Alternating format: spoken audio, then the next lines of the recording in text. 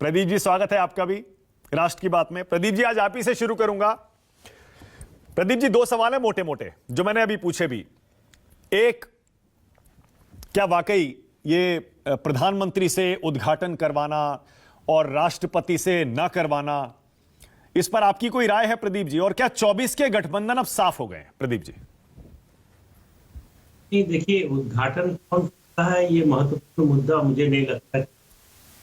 इसलिए केवल उद्घाटन के मुद्दे पर अगर विरोध होता तो मैं पक्ष की मांग से सहमत। लेकिन इस प्रोजेक्ट का तो पहले दिन से विरोध हो रहा है और हर स्टेज पर विरोध हुआ है। ऐसा नहीं है किसी स्टेज पर समर्थन किया हो। इसका शिलान्यास हुआ तब विरोध हुआ, काम आगे बढ़ा तब विरोध हुआ, डिजाइन बना तब विरोध हुआ, हाई कोर्ट में ले गए मामला, सुप्रीम कोर्ट में ले गए मामला। हाई कोर्ट और सुप्रीम कोर्ट ने कहा ये नेशनल इंपॉर्टेंस का प्रोजेक्ट है, इसको रोका नहीं जा सकता। अब उसके बाद ये विरोध का जो है नया स्वर आया है।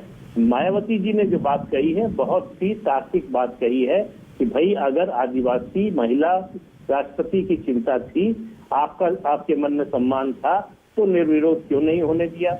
उसके बाद चुने जाने के बाद कई नेताओं ने जिस तरह की व्यक्तिगत टिप्पणी की उनके खिलाफ, वो सम्मान तो नहीं दर्शाता है। लेकिन मैं एक दूसरी बात कह रहा हूँ मानक जी, ये केवल उद्घाटन तक का मामला नहीं है।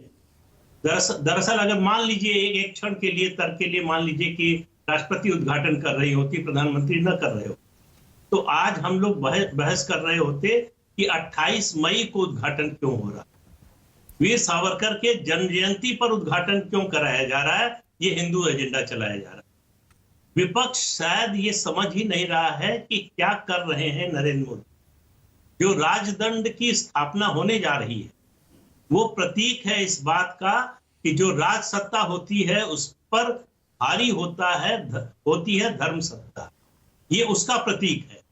ये जो काम होने जा रहा है, ये बहुत आगे की सोचकर बड़े परिवर्तन का काम है। अच्छा होता कि विपक्ष अपना विरोध दर्ज करता, विपक्ष इस बात की मांग करता कि राष्ट्रपति इसका उद्घाटन करें, प्रधानमंत्री न करें, और उसके बाद इसमें शामिल होता।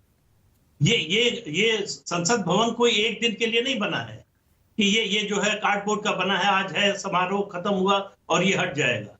ये संसद भवन 50 साल, 60 साल, 100 साल, 150 साल, जितना इसका जीवन होगा उतने समय तक रहेगा। पर ललन सिंह तो कह रहे हैं हमारी सरकार आएगी तो बदल देंगे, वहां कुछ और काम करवाएंगे। अरे उनको कुछ मालूम ही नहीं है कि वो क्या बोल रहे हैं।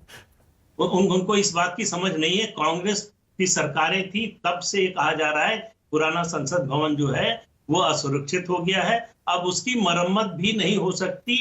ये एक्सपर्ट कमेटी की रिपोर्ट है। तो नया संसद भवन तो बनना ही था। अगर वो मोदी के राज में ना बना होता तो ये सब कुछ ठीक होता। ऐसे भी मौके आए हैं जब संवैधानिक संस्थाओं से जुड़े भवनों का उद्घाटन राजीव गांधी ने किया है, इंदिरा जी ने किया है, उसके अलावा सोनिया जी ने किया है।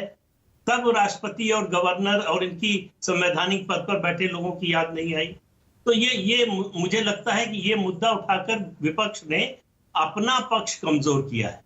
मैं नहीं मानता कि इस पर जो है जनता का समर्थन विपक्ष को मिलेगा कि प्रधानमंत्री क्यों कर रहे हैं। जो बनवाएगा, जो शिलान्यास करेगा, वही उद्घाटन करेगा, और उस उद्घाटन करने के लिए बनवाना पड़ता है। बनवाया है जिसने, वो उद्घाटन कर रहा है। इस बात पर अनंत काल तक बहस हो सकती है, प्रधानमंत्री को करना चाहिए कि राष्ट्रपति को करना चाहिए।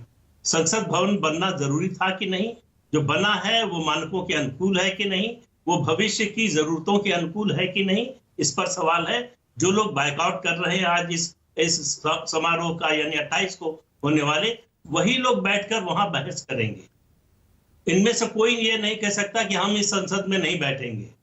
सबको वहीं बैठना है। जब वहीं बैठना है तो भाई प्रोटेस्ट पर हमारा कोई एतराज नहीं। आपका संवैधानिक अधिकार है, आप विरोध कीजिए, अपने तर्क रखिए, अपनी बात रखिए, जो संसद की परंपरा है कि जो है आप अपनी बात रखते हैं, सरकार माने ना माने, उसके बाद ऐसा नहीं होता कि संसद की कार्यवाही ठप हो जाती है, उसके बाद नहीं चलेगी कि आपकी नहीं मानी गई इसलिए नहीं चलेगी। तो इसलिए अच्छा होता, अच्छी परंपरा होती कि विरोध दर्ज कराते हुए इस कार्यक्रम में शामिल हो।